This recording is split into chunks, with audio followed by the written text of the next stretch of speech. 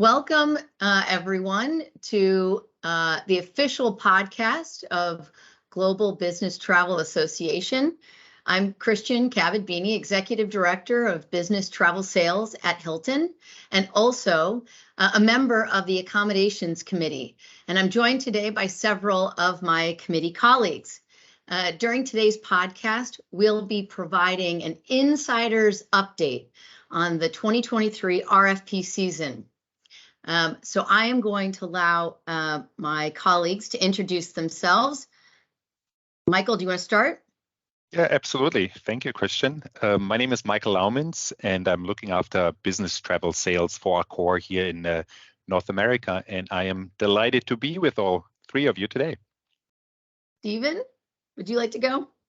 Sure. Thanks, Christian. Thanks, Michael. Hi, my name is Stephen Van Overmeiren. I lead the Global Travel Services team and program at Baker McKenzie, and delighted to be here and to have a great conversation with you guys today. And last but certainly not least, Adam. Yes, great to be here as well. My name is Adam Turetsky. I am the Global Travel Strategist over hotels and small meetings with HP. Well, we're all in for a treat, I think, as we have an open discussion. We've got two buyers and two suppliers talking about this season and what a season it's been. I'll start by just, giving my perspective as a hotelier on the season so far. And let me tell you, there's been some surprises. I have to laugh, but at the beginning of, the RFP season and just before convention at GBTA, I was going around to all of our customers and consultants, begging them, would they please wait until after August 1st to launch the RFP for 2023.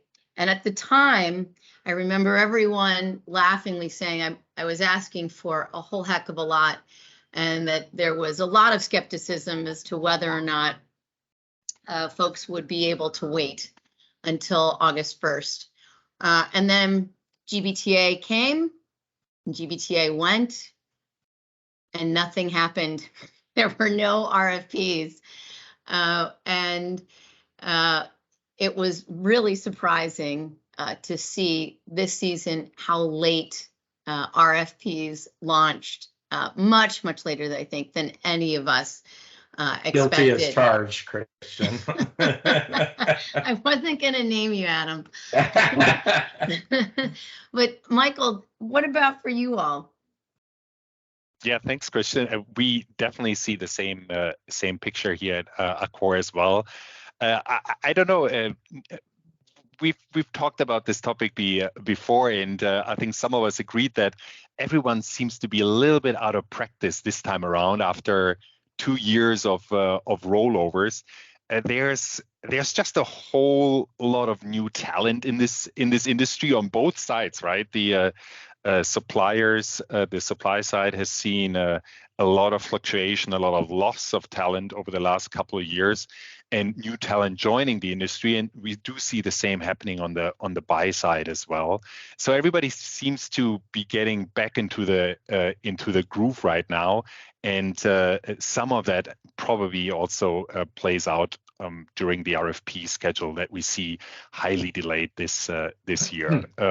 Negotiations are taking a long time this year. Obviously, some of the rate positioning that we're seeing out there is more aggressive than what buyers may have anticipated. So the negotiation phase is definitely taking up a lot more time this time around as well. So as we're entering the new year shortly, it is just important to know where rates will sit as of January 1st, that there is inventory available, that rates are preloaded if they're not finalized, or other rate alternatives are available for travelers to access so that they can get back on the road after the holidays.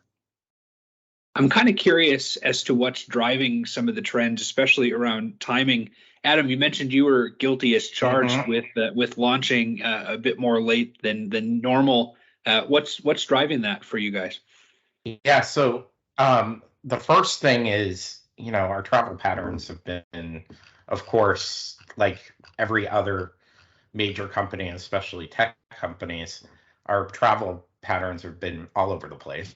They've been up, down, so part of the reason for waiting was I really wanted to see how our travel would shape out, shape up for the second part of the year, the second half of the year, so I could, intelligently speak to the hotels when we're talking about, what can we expect for 2023, have a little bit better idea now that I've waited. Although, of course, we can't predict the future for next year. At least I have a little bit of a better idea of how I think it's going to shape up.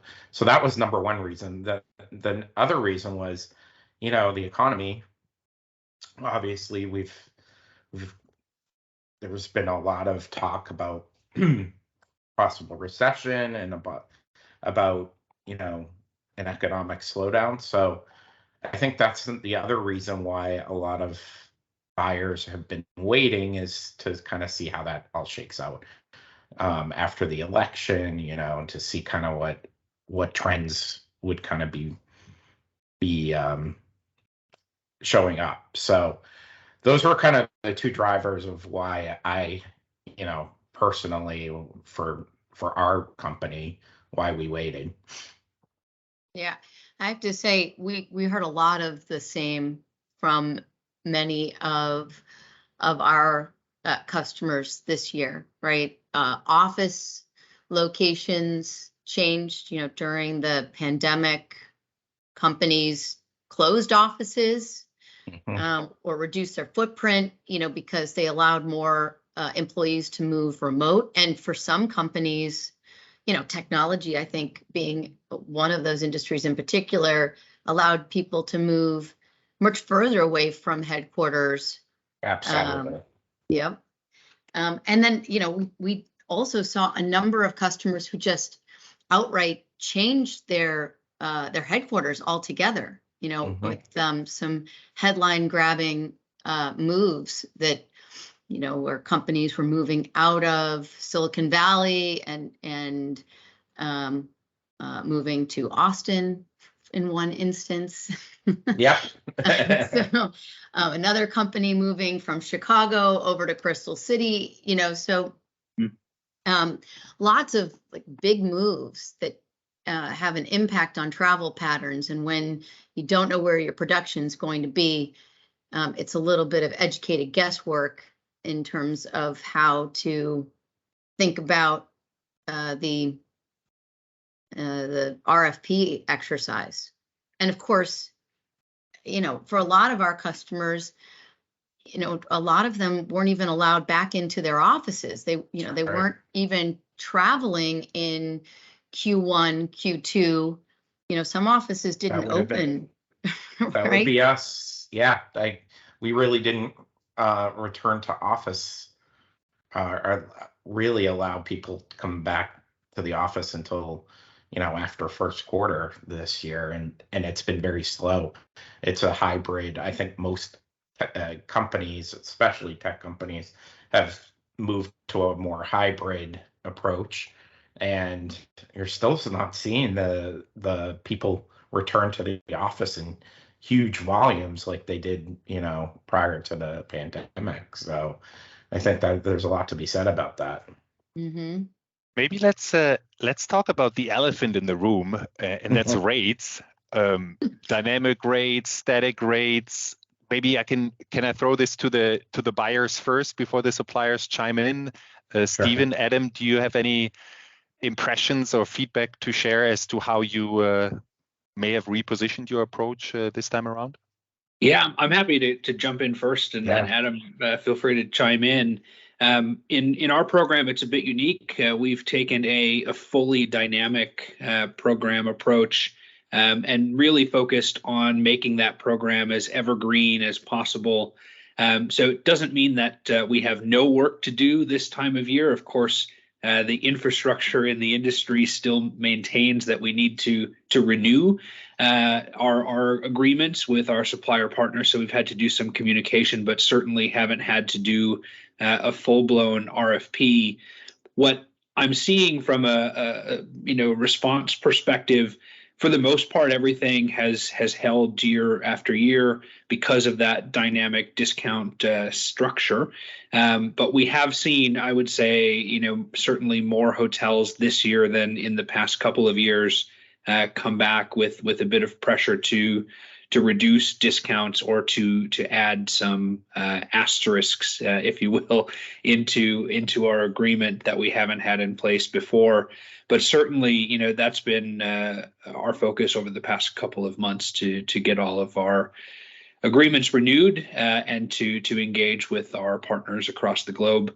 But definitely seeing that, some of the early discussions that we had around reducing discounts have softened as the economic outlook has softened as well. Adam, are you seeing the same?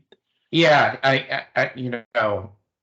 we have quite a bit of dynamic in our program that we're going to continue, but there's also, I think in the buyer community, the pressure has kind of been put back onto static rates, especially in some of these higher markets, because we're starting to see the bar rate go way up, and that dynamic rate being off of the bar rate, you kind of want to have a little bit of a ceiling there. So definitely in the major markets, I'm focusing on static rates, but the secondary markets, that's been our approach, for the last few years, and will continue to be the approach. It just makes the most sense.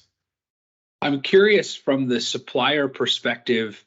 There's always been a lot of talk about dynamic rates. This is the first year that I've had certain properties, certainly not at chain level, but certain properties reach out and discourage me from considering a dynamic discount. What are you guys seeing from the supply side? I want names. No, I'm just kidding. I'm just kidding. Michael, you want to take that one, or you want me to go? Yeah, maybe I take this one first. I'll give you a couple of minutes to put some additional thought into that. But I can see where that's coming from, Stephen. In all honesty, we do certainly see less appetite for dynamic pricing at this point, and it's really due to the bar rate growth that we've witnessed across the board over the last year.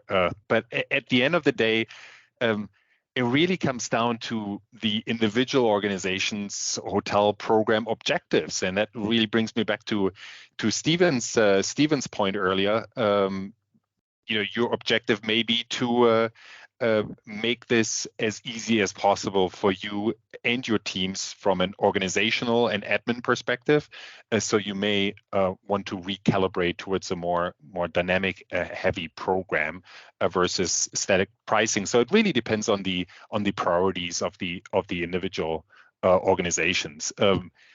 If I think back to the first half of 2021, last year, the majority of our bookings at Accor were coming through dynamic channels, if it's negotiated dynamic or chain discount channels, and that picture has obviously changed. We returned to a much more balanced picture this year from a pricing or rate mix perspective, but chain discounts specifically seem to play a more critical role this year, and that's due to the evolving travel footprints of organizations. And I think Christian hinted at that earlier. Things are just not as predictable as they were pre-pandemic. Those travel flows have not returned to the pre-pandemic picture, and that's why dynamic. And if that's the chain discounts that are being made available to buyers continue to play an increasingly important role. Christian, what's your take? So for us, I mean, I think we're we saw a little bit of a different situation. Certainly, and I forget who, sort of said this, it was Stephen or Adam, but, for sure, we had to start, and maybe Michael, you also said something about, it was a much longer process this year in terms of the discussions, because essentially every single agreement that we had been pushed forward for a couple of years and now needed to be sort of renegotiated based on whatever information we had available. We recognized as we were around dynamic rates, the need for increased flexibility. If, in the past, let's say we said to a customer, you get one rate for everything, or one rate for full service and one rate for focus service. We recognized that we needed to be a lot more flexible in sort of how we were talking about dynamic and the way in which we were approaching the entire program. But one thing that was really surprising to me, because we did have customers, who were pushing to move some of their dynamic rates back to static. And what I saw happening that before, and I guess I did not expect to see, so it was a bit of a surprise, was quite a lot of our hotels coming back and declining to participate in the static rates and static programs, and instead saying, I won't give you a static rate, but if you're willing to consider a dynamic rate, I would extend a dynamic rate. And I'd say for the most part, we were able to work through those and find, a situation in which both the hotel and the customer were happy. But that's not something I've seen in the past. Usually if a customer decides they want a static rate, they have the ability to command that rate, and our hotels are usually pretty game to do it. But this year, they weren't. They were pushing back and really instead willing to decline being in the static program overall. And Christian, why do you think that there's been a big push or why do you think these hotels are declining? What's their justification? Do they not think that, do they not want the business travel, or are they more focused on groups? Well, that's an interesting question. I mean, certainly, and I'm not sharing anything out of turn. Our CEO has talked about our mix of business has shifted a little. Mm-hmm. So that could be part of it. I think that dynamic, and we've talked about, the merits of dynamic, it gives everybody a little bit more flexibility. And that includes the hotel, right? So, and I think the other thing is that we had customers who were, being very aggressive in the rates that they were pushing for on static, to a point that a hotel, oftentimes, or in these cases, we're saying, I can't agree to that aggressive a rate. I need to adjust my pricing for the realities of inflation and continued headwinds. Because inflation has been a real challenge for our hoteliers, and they need to make adjustments in pricing to accommodate the cost of, staffing and food and beverage and all of those things that hit the hotels, across the board. So I think all of those things kind of played a part in this trend kind of arriving this year. I know early in the season, there were some sort of published comments about, rate increases that were coming back in those early days. Now that I would venture to say most, if not all, programs that are doing a calendar year sourcing activity have launched. curious, both Adam, from your perspective, how are you seeing rates come back? Are you seeing any kind of softening as a result of the economic situation? And I guess same question for Christian and Michael. Any kind of overall trends that you can share around what pricing is coming back now? Yeah, great question, Stephen. We launched in November, so we're just getting the preliminary, the first kind of responses back. It's kind of a mixed bag. There's some where, we're seeing rates pretty stable or minimal increases, and then we've got others that are, double-digit major increases. I wish I could say it's like a certain region. It's not. It's it's kind of there's some markets that look like they're really coming back, and the hotels really think that the following year, or that 2023 is going to be very strong, but others not so much. So I really would say it's a mixed bag. Yeah, if I may add, just from a supplier perspective, it's been a little bit of sticker shock, I would say, for some buyers. We haven't gone through this exercise for over 2 years now, and some rate increases were simply necessary. Hourly wages, maybe just to touch on the why, hourly wages in our industry in hospitality have grown at double the pace compared to the overall wage development in the private sector since the beginning of the pandemic, and that's hitting hotels hard, as labor usually represents the number one expense cost for hotel operations, and that's in addition to the overall general price inflation that we all experience. So with the absence of any rate changes for over 2 years, we do see some of this adjustment now playing out. If I look forward, we do see the price increase curve flattening to a certain extent. So we're still talking about price increases, but that curve is flattening, and we do foresee those prices to remain high though into 2023, and possibly grow further in the single digits in the short term. The fact that rates started to grow more slowly also has a little bit to do with the hotels' overall business mix returning to a more historically normal level, and Christian referenced that earlier.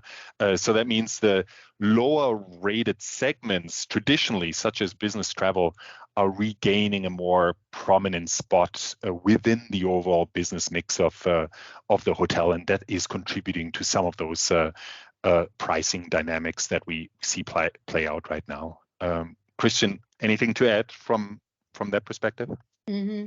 Well, we're in a very similar situation, from a pricing and inflationary pressures, right? It hits all of us in the hotel industry and a lot of industries, actually, and it hits us as consumers as well, right? You just have to go to the grocery store to know how much.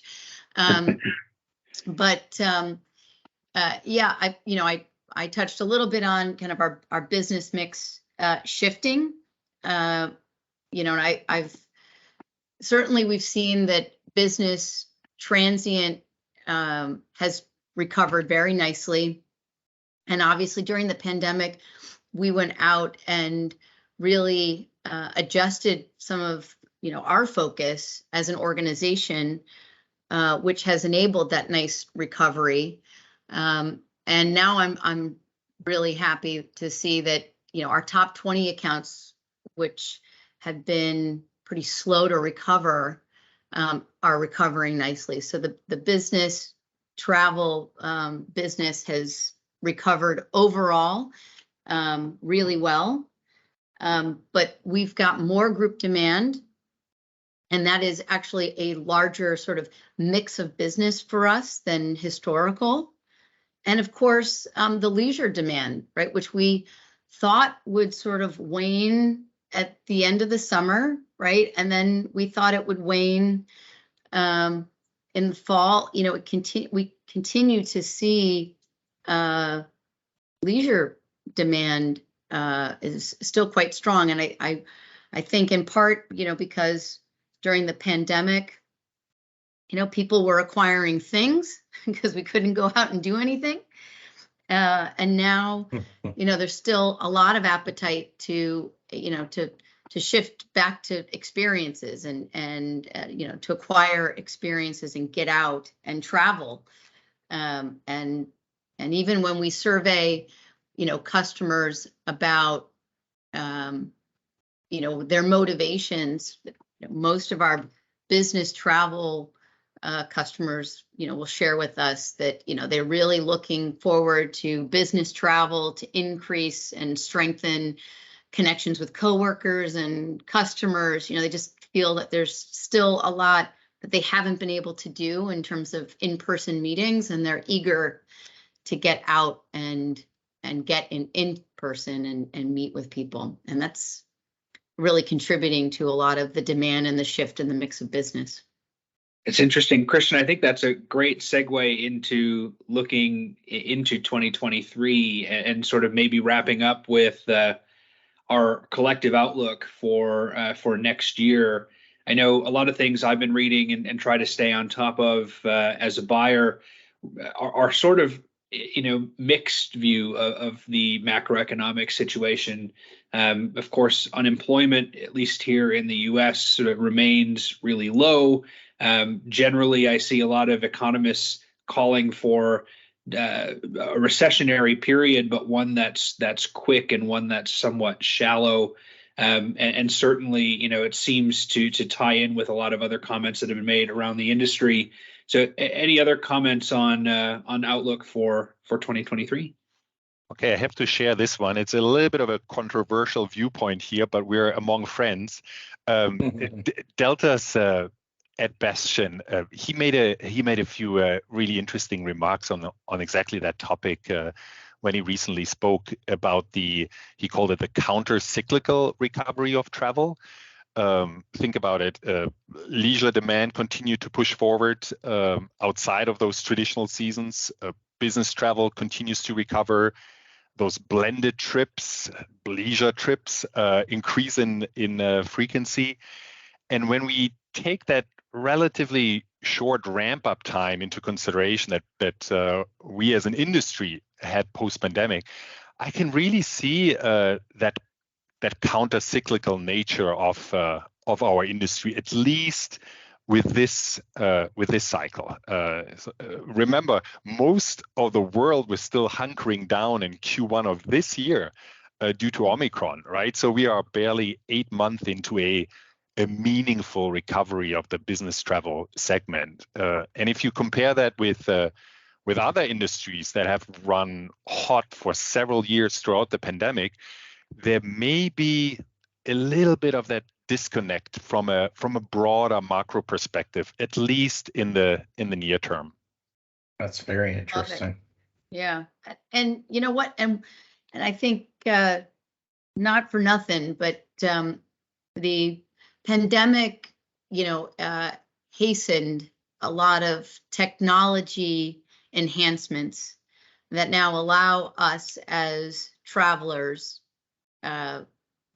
business travelers, to have that leisure experience, right? And you know, we have the technology to be digital nomads. We can work from anywhere, really. I mean, we can take video conference calls from our cell phones now. And when you have the ability to do that, and I think coupled with what has come to the forefront for all of us, I mean, we've been talking about sustainability for a long time, but it's really moved to the forefront in our discussions, you know, this year. And you combine it with outlook for next year, you know, we're seeing all of these things, the appetite for leisure among business travelers and the ability for technology to support it. we're seeing in the data, an increasing length of stay amongst our business travelers. I think the last time we looked at it, we were like a day and a half longer length of stay amongst business travelers than historically. And I think, it'll be interesting to see if that continues, if it changes at all in the future. But it's an interesting trend, I think, that we're seeing. Yeah, absolutely. I can just speak from our program's perspective.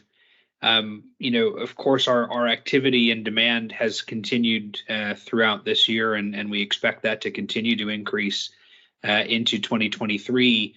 But a key focus for us, and I know many buyers, I think, kind of have a similar view.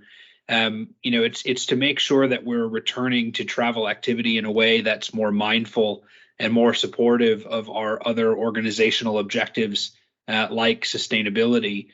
So I know, taking taking fewer, longer trips is something that I know we've promoted internally as a way to make sure that we can get back to travel and certainly, revitalize a lot of those vital in-person relationships. But rather than flying to Europe every week for 3 weeks, maybe go once and stay a week and a half, and sort of do a lot of back-to-back meetings in support of our sustainability objectives. Adam, are you seeing demand continue to increase, or what's your outlook for 2023? We are, yeah. We're starting to see, our fiscal year is kind of a little bit different. We start our fiscal year in November. So as the fiscal year has started, I've definitely seen some upward movement. So hopefully that will be here to stay after the new year. But it's definitely going in the right direction. Well, with that, Adam, Stephen, and Michael, I think we'll wrap up. I like ending on a phrase like "things are moving in the right direction." That's a really good place to leave a podcast. So you have been listening to the Business of Travel, the official podcast of the Global Business Travel Association. For more information about GBTA and its work, visit gbta.org. And be sure to rate and review us whenever you get your podcasts. Until next time, thank you for listening. I'm Christiane Cabot Bini.